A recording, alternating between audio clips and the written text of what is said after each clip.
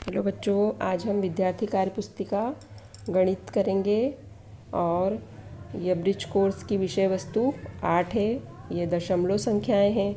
अब हम जान लेते हैं दशमलव क्या होता है।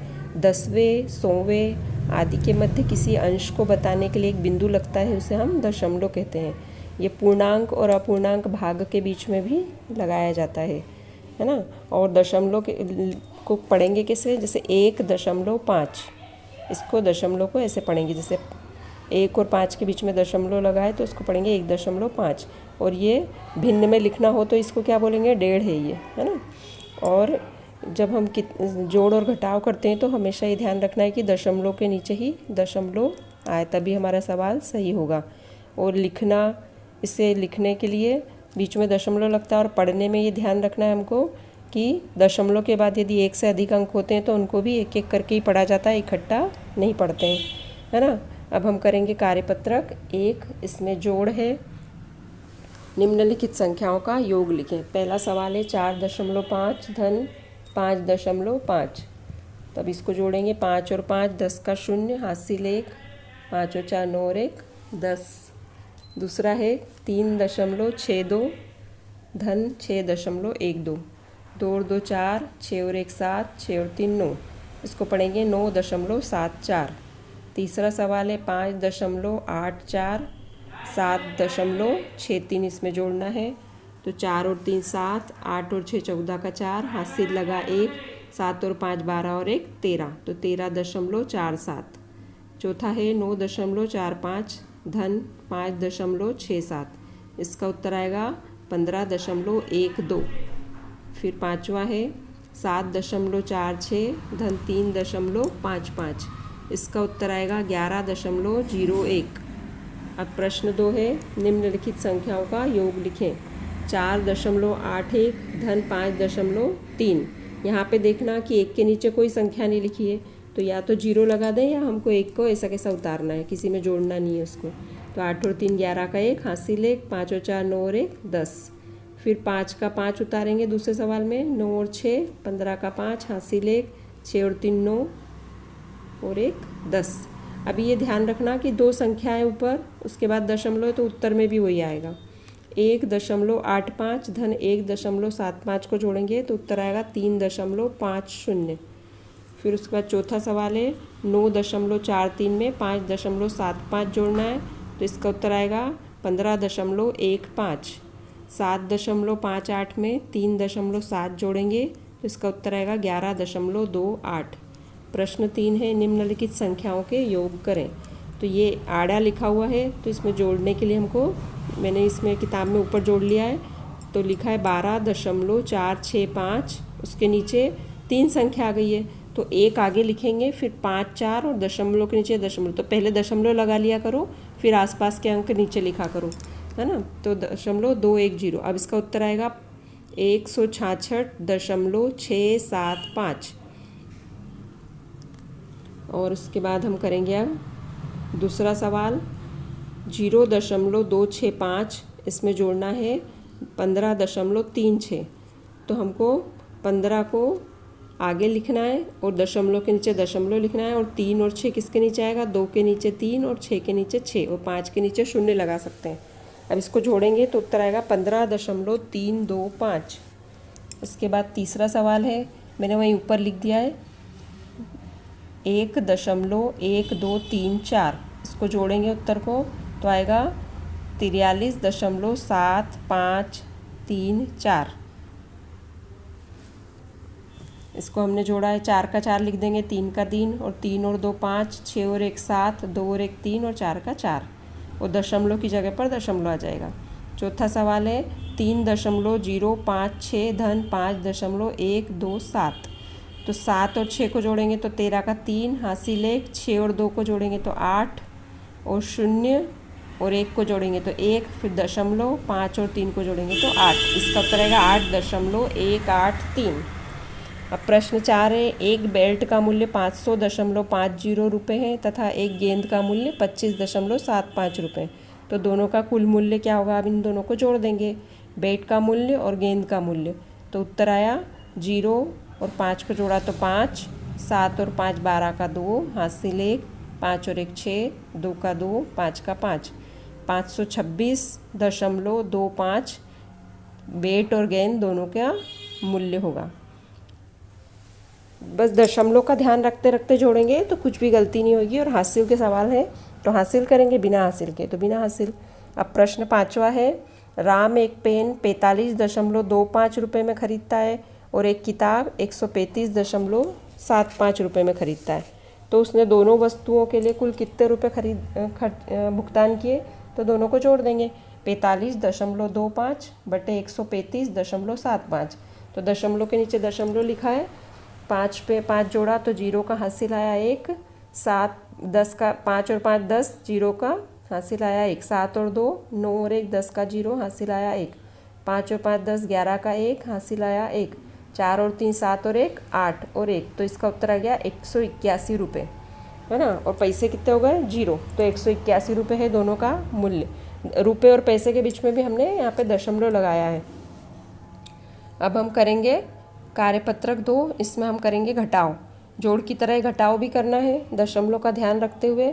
पहला है 9.5 ऋण 5.5, तो इसका उत्तर आ जाएगा 4.0। 3.62 2.12, तो इसका उत्तर आ जाएगा 1.50। तीसरा है 9.84 ऋण 2.63, इसका उत्तर आ जाएगा 7.21।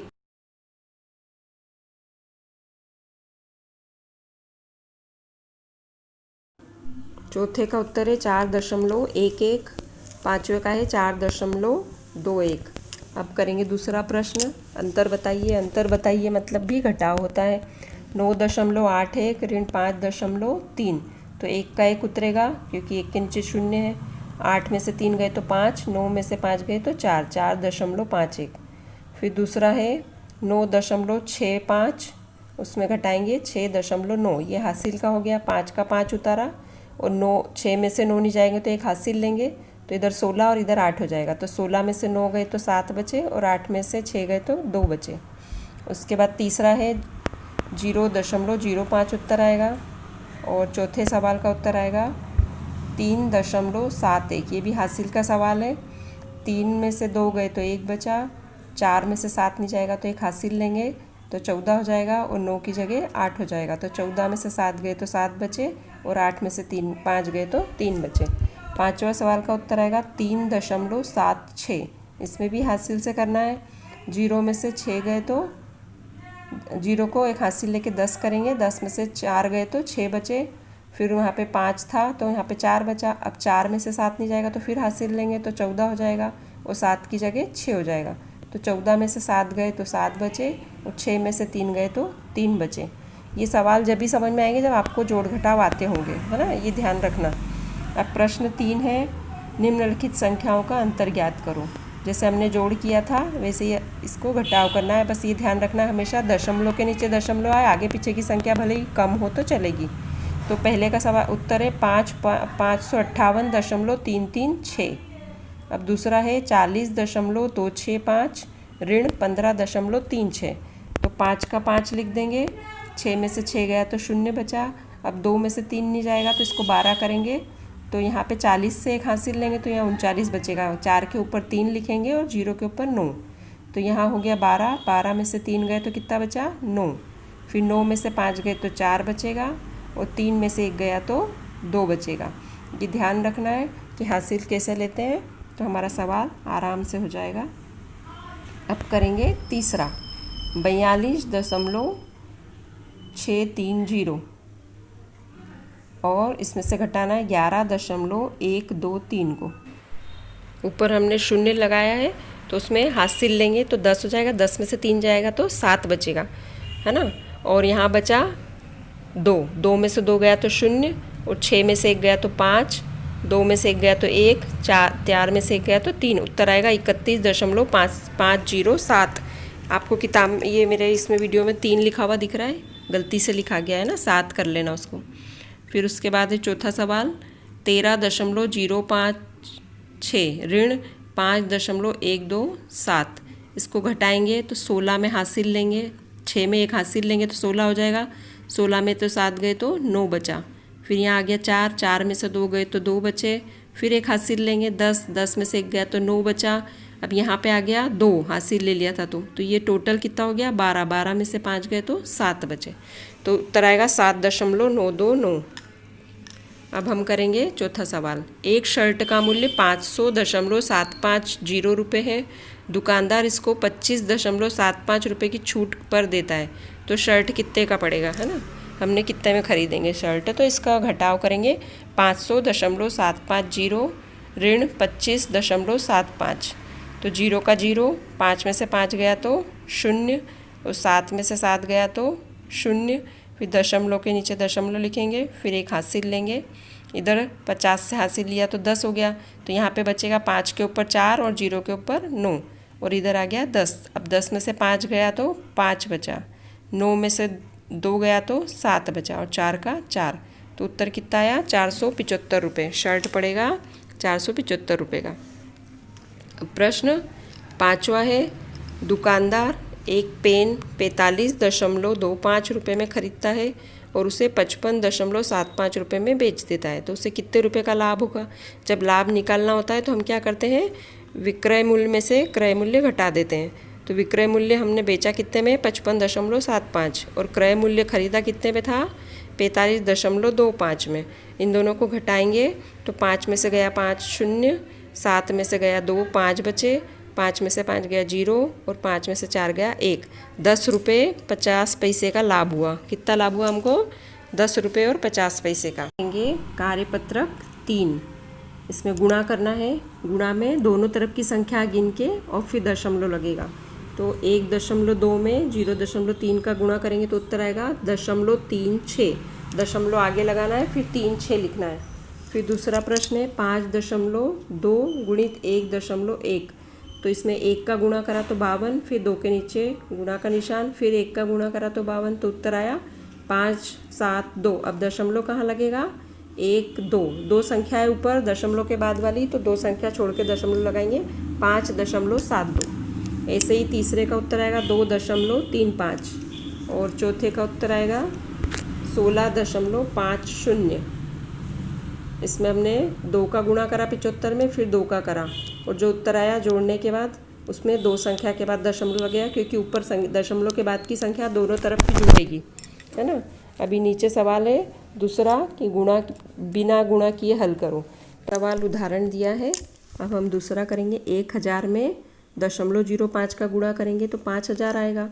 अब हमको दशमलव लगाना है, तो जितने अंक के बाद सवाल में दशमलव, उतने अंक के बाद हम दशमलव लगा देंगे, तो 50 उत्तर आ जाएगा इसका। 50 2.20 के पहले लगेगा। तीसरे में 2500 उत्तर आया गुणा करने पे, तो दशमलव कहाँ लगेगा 2 0 के पहले, तो इसका उत्तर भी 25 आ जाएगा। और उसके बाद चौथा सवाल है, इसमें उत्तर आएगा 1050, इसमें भी 2 अंक के पहले दशमलव लगेगा। फिर 2500 में गुणा करेंगे 2 का तो 5000 आया, तो यहाँ पे 2 अंक के पहले दशमलव है, तो यहाँ भी 2 अंक के पहले दशमलव लगेगा, तो 50 उत्तर आ जाएगा। फिर उसके बाद 2 में 2 का गुणा करेंगे तो 4, 2 फिर 2 का गुणा करेंगे तो 8। अब 3 बार दशमलव आया है तीनों में, तो हमको 3 अंक के पहले दशमलव लगाना है, तो हम 0 लगाएंगे, तो 0.008 इसका उत्तर आएगा इस सवाल का, है ना। गुणा में दशमलव को पूरा जोड़ना है, कितने दशमलव लगे कितने अंक के बाद उतना ही अंक में हमको लगाना है। अब हम करेंगे कार्यपत्रक 4, इसमें हमको भाग का करना है, और भाग करने के लिए हमको संख्या को बट्टे में लिखना रहता है, और जितने अंक लिखे होते हैं नीचे वाली संख्या में दशमलव वाली में उतने ही 0 ऊपर लगाते हैं। तो 400 में भाग लगाएंगे हम, तो 0.01 का, तो दशमलव हटा के ऊपर 2 0 लगाएंगे, तो उत्तर आ गया 40,000। 2000 में 0.02 का भाग लगाने के लिए भी ऊपर 2 0 लगेंगे और 2 से काट देंगे, तो इसका उत्तर आ जाएगा 1 लाख। फिर उसके बाद 14 में 0.7 का भाग लगाएंगे, तो 1 ऊपर 0 लगेगा, दशमलव हटाएंगे तो फिर 7 से भाग करेंगे, तो 7 दूनी 14 और 0 का 0, तो इसका उत्तर कितना आ गया 20 आ जाएगा। और उसके बाद है चौथा सवाल। 500 में 0.005 का भाग लगाएंगे, तो दशमलव हटाने के लिए 3 0 ऊपर जोड़ेंगे, तो कितना हो जाएगा 5 0 0 0 0 0। पहले 500 था, फिर 3 शून्य और जुड़े, फिर उसको 5 को 5 एकम 5 करके काट दिया तो कितना बचा 1 0 0 0 0 0, है ना। अब है दूसरा सवाल 24/1.2। तो इसको हल करेंगे हम। 2 4 में 1 0 क्यों लगाया है, क्योंकि नीचे एक संख्या है दशमलव के बाद, तो हम उसकी जगह 1 0 लगा देंगे। तो इसको फिर काटेंगे हम, तो 12 दूनी 24 और 0 का 0 तो 20 उत्तर आ जाएगा। दूसरे प्रश्न में 2 5 6 256/0.04 है, तो दशमलव हटा के 2 शून्य लगेंगे, तो फिर 4 से भाग देंगे इसको, तो उसका उत्तर आएगा 6400। 6 चौक 4 छंग 24 और 1 बचा, 4 चौक 16 और 0 0। फिर अब करेंगे तीसरा 81/0.09। अब दशमलव हटाएंगे तो 2 अंक हैं, तो ऊपर भी 2 शून्य लगेंगे। अब 9 से भाग दे देंगे, तो 90 90 81 और 2 शून्य का 2 शून्य आ जाएगा। आखिरी सवाल है 121 में 0.011 का भाग देना, मतलब 3 संख्या है दशमलव के बाद, तो ऊपर 3 0 जोड़ देंगे, तो फिर 11 से भाग देंगे तो उत्तर आएगा 11,000। इस तरह से हमको भाग करना है। और फिर उसके बाद है अधिगम परीक्षण। इसमें दशमलव की संख्याएं दिए और सवाल दिए हैं 13/10। इसको कैसे लिखेंगे, 1.3, इसको ऐसे लिखेंगे, है ना। 13 में 10 का भाग देंगे तो उत्तर आएगा 1.3। इस तरह से इनको भाग दे के उत्तर लिखना है। और छायांकित भाग और अछायांकित भाग को दशमलव में लिखो, मतलब छायांकित भाग कितने हैं वो लिख देना, अछायांकित कितने वो लिख देना, और दोनों के बीच में दशमलव लगाना है। फिर संख्याओं को बढ़ते क्रम में लिखना है। ये दशमलव की संख्याओं को बढ़ते क्रम में कैसे लिखेंगे, जैसे हमने छोटी बड़ी संख्याओं को देखा है वैसे ही हमको इसमें दशमलव की संख्याओं में भी करना है। फिर हल करना है, जोड़ और घटाव, गुणा और दोनों गुणा है बस, है ना। और ये हमारा कार्यपत्रक पूर्ण हुआ दशमलव का। और मैंने ये पूरे जो सवाल हल किए थे उसका भी इसमें डाल दिया है। आप लोग देख देख के उत्तर भी मिला सकते हो अगर समझ में आता है तो। वैसे तो खुद ही कर सकते हो मेरे साथ साथ, तो सीधे सवाल है, कोई ज़्यादा कठिन नहीं है, बहुत आसान है। और बहुत बढ़िया से सवाल करो और आगे बढ़ो और खुश रहो, है ना। और सवाल हमेशा कॉपी में खूब प्रैक्टिस करने से ही आते हैं बच्चों, ये ध्यान रखना, बार बार प्रैक्टिस करना, तो आपको अच्छे से सवाल आ जाएंगे। धन्यवाद।